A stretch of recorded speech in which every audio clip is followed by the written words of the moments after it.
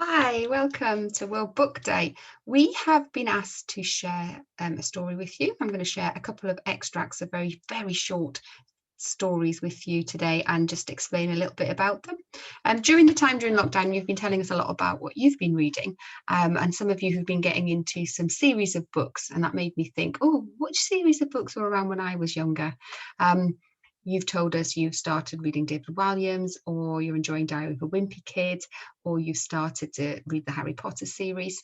And there were a couple of series that I got into quite a lot when I was younger, and I thought I'd share one of them with you. It's a little bit unusual, a little bit different. If you've got any links to Scotland in your family, you might know about these characters already, or if you have some links with someone in Scotland, you might want to ask them about these characters. They might know about them.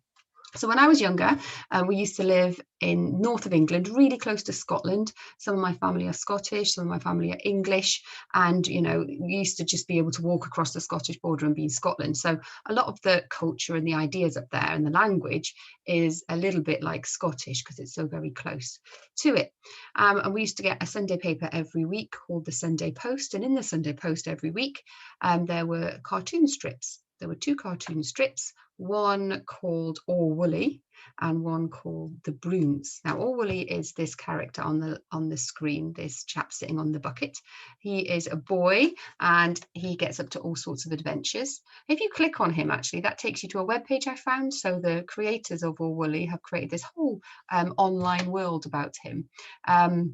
Which you might find interesting if you enjoy the extract I share with you. Now, Orwell remains that age, even though he's been in that comic strip for over 80 years. He changes what he does slightly. It got more technology now in his cartoon strips, but when he was younger, it was he definitely didn't. It was definitely 1940s, 1930s life, and he gets up to all sorts of adventures.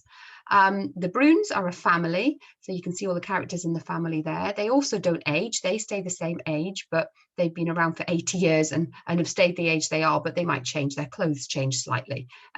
So they have been in cartoon strips for over 80 years. So if you look back in the past, they've done sort of there's cartoon strips about their experience during the war and all sorts of things that happen in history are shown through the eyes of Orwell and the Broons.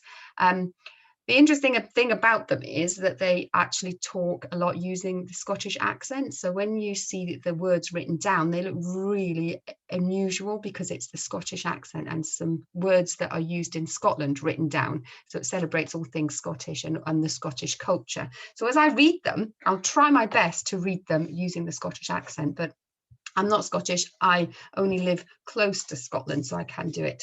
So also what used to happen every year is they used to create annuals. So not only were they in the newspaper every week, once a year they used to come up with an annual. This is the Broons annual I've got here, and it was lots and lots of different comics of them, and I just really loved them. I really loved reading them, and I used to really love trying to collect as many as I could find, because of course there's loads of them out there in secondhand shops. You can find Broons and Orwell sections, and I like trying to find some editions of the comic strips that I've not got before.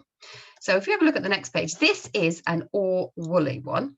Always start the same way. They always look the same way. They've got a little poem at the top that gives you a little clue about what the cartoon might be about, the cartoon strip and the Scottish words in there. So I'll try my best. You might want to pause it and try and read it yourself and see what you can work out what it's about.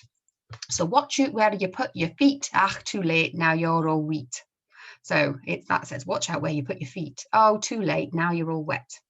So Orwell always starts by sitting on his bucket at the beginning of it. It's a Monday morning. Can you tell me the way to School Street? Aye, that I can.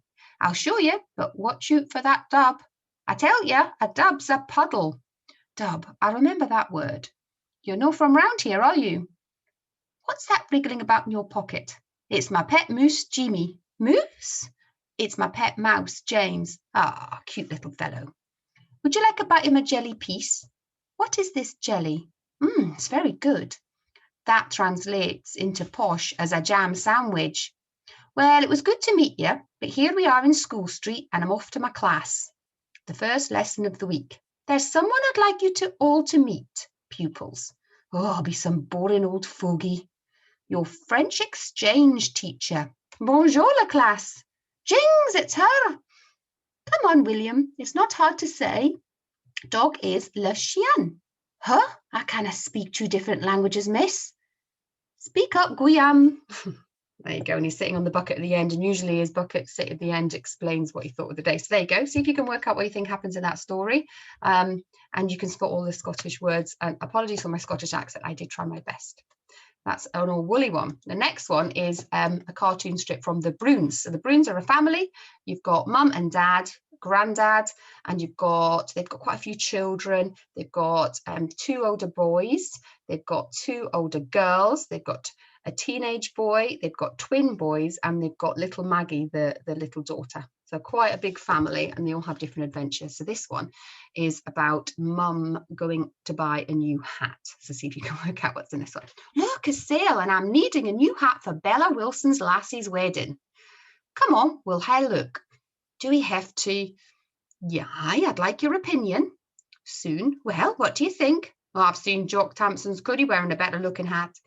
It reminds me of a soldier tin helmet. Oh, keep your comments to yourselves. I didn't want to hear your opinion. Okay, haha. Right, you heard what Ma said. Soon. What do you think, Baron? It's affy bonny. Well, the cheek. Then.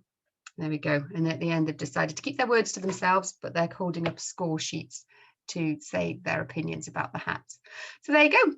You might enjoy trying to find out some more cartoons in yourself. You might enjoy following the link at the beginning of the page, but that's the stories I'd like to share with you today.